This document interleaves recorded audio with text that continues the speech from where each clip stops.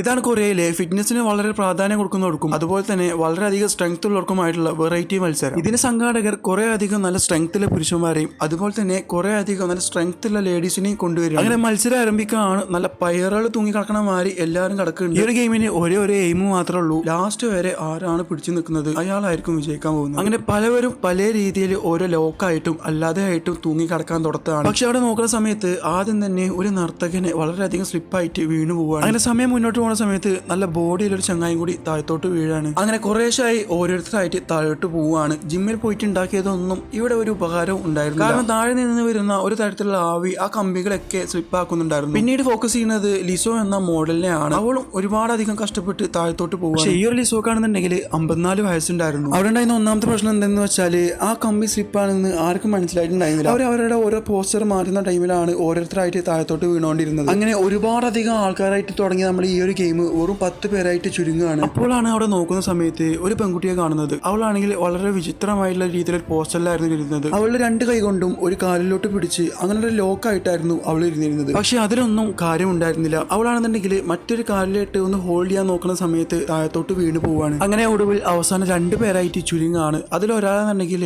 ഒരു special force വിദഗ്ധൻ അതുപോലെ തന്നെ വളരെ സ്ട്രെങ്തഡ് ആയിട്ടുള്ള ഒരാളാണ്. രണ്ടാമത്തെ ആളാണെങ്കിൽ വെറും 53 കിലോ മാത്രമുള്ള ഒരു ജിംനാസ്റ്റി ആയിരുന്നു. അങ്ങനെ വളരെ ആവേശകരമായി എല്ലാരും നോക്കിയിരിക്കുകയാണ്. നമ്മളുടെ ജിംനാസ്റ്റി അല്ലാത്ത സ്പെഷ്യൽ ഫോഴ്സ് വിദഗ്ധ ഉണ്ടല്ലോ, മൂപ്പര് താഴത്തോട്ട് പോകും. അങ്ങനെ വെറും 53 കിലോ ഉള്ള നമ്മുടെ ജിംനാസ്റ്റി വിജയിക്കുകയാണ്. അങ്ങനെ ഈ ഒരു ഗെയിം ഇവിടെ എൻഡ് ആവുകയാണ്. ഒന്ന് ലൈക്ക് ചെയ്യുക, ജസ്റ്റ് ഒരു സബ്സ്ക്രൈബും ചെയ്യുക.